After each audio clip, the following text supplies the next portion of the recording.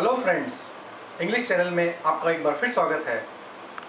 जैसा कि आपको मालूम है कि इंग्लिश हमारी मातृभाषा या मदर टंग नहीं है, फिर भी मुश्किल यह है कि आजकल इंग्लिश या कंप्यूटर नॉलेज के बगैर किसी भी तरह की जॉब पाना या करियर में उन्नति करना पॉसिबल नहीं है। तो इसलिए मेरी कोशिश यही रहेगी कि मैं आपको हर संभव तरीके से इंग्लिश लैंग्वेज की बारीकियों को समझा पाऊँ, जिससे आप जीवन में जल्दी से जल्दी आगे बढ़ पाएँ। आइए आज हम इंग्लिश लर्निंग के लिए एक और इम्पोर्टेंट लेसन पर विचार करते हैं। आइए हम देखते हैं कि हम वर्ड लेट को कितने डिफरेंट तरीकों से यूज़ कर सकते हैं।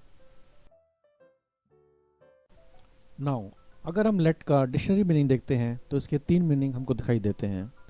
टू अलाउ और परमिट मीन्स के किसी को किसी काम के लिए परमिट करना और अलाउ करना।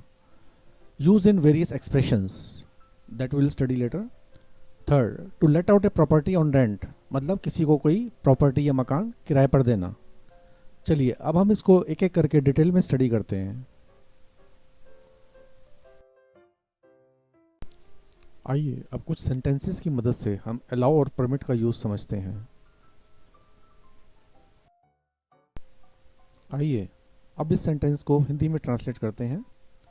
मैं उसे जाने नहीं दूंगा जब तक वह अपना होमवर्क खत्म नहीं करता है। आई will not let him go till he completes his homework. अब आप देखेंगे कि इस सेंटेंस में अगर हम लेट की जगह अलाउ भी यूज़ करेंगे तो भी यह चल सकता है, क्योंकि अलाउ वर्ड में एक कमांड छिपी होती है जो कि इस वाक्य में है, मैं उसे जाने नहीं दूंगा। I will not allow him to go. परंतु ग्रामर का सीक्रेट ये है कि लेट का यूज़ हम ज़्यादातर तभी करते हैं जब वाक्य में अलाउ वर्ड का एक सॉफ्ट एक्सप्रेशन होता है जिसमें कोई डायरेक्ट कमांड या ऑर्डर नहीं होता। आइए हम कुछ और वाक्यों द्वारा इसे समझते हैं। अब इस सेंटेंस में let me prepare lunch for children and after that I will go to market with you. मुझे बच्चों के लिए लंच बनाने दो, फिर मैं आपके साथ मार्केट जाऊंगी या जाऊंगा। अब इस वाक्य में अलाउ का एग्जैक्ट यूज नहीं है क्योंकि इसमें कोई कमांड या परमिशन नहीं छुपी। एक जेंटल रिक्वेस्ट है, it can not be allow me to prepare lunch for children. आइए कुछ और सेंटेंस देखते हैं जिन्हें देखकर आप समझ जाएंगे कि यह किस सेंस में यूज होता है।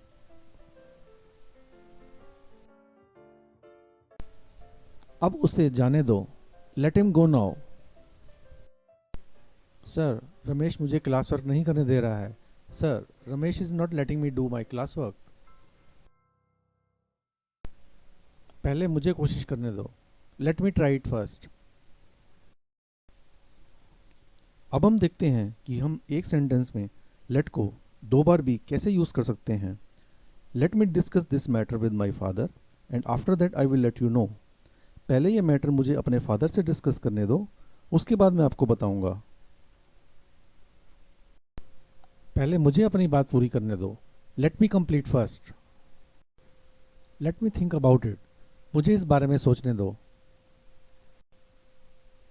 आई did not let my friend drive my car, मैंने अपने दोस्त को अपनी गाड़ी चलाने नहीं दी। Why did you let him in, आपने उसे अंदर क्यों आने दिया।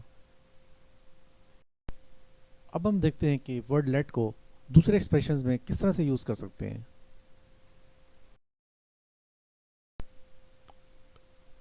लेट के आगे पोस्ट ऑफ एस लगाकर हम इसको एक सजेशन या अनुरोध के रूप में भी यूज कर सकते हैं।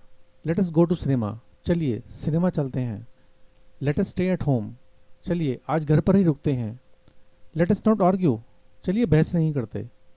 Let us go for a morning walk, चलिए आज सुबह की सैर पर चलते हैं। Let this story form part of our English text book from next year, चलिए इस कहानी को हम अगले साल से इंग्लिश की टेक्स्ट बुक का पार्ट बना लेते हैं। आइए अब हम लेट के तीसरे मीनिंग को समझते हैं। To let out a property on rent मतलब अपनी प्रॉपर्टी को रेंट पर चढ़ाना। हमने नोएडा शिफ्ट कर लिया और अपने रोहिणी वाले घर को किराए पर चढ़ा दिया। आई होप कि आपको लेट के यूज़ के बारे में काफ़ी क्लैरिटी आई होगी। चलिए अब हम देखते हैं कि विश्व के महान लोगों ने लेट को अपनी कोटेशंस में कैसे यूज़ किया है। इससे हमें लेट के यूज़ के साथ साथ लाइफ की कई इंपॉर्टेंट वैल्यूज़ की भी जानकारी होगी। आप इन महान व्यक्तियों के कथन को अपने जीवन में जरूर उतारिए।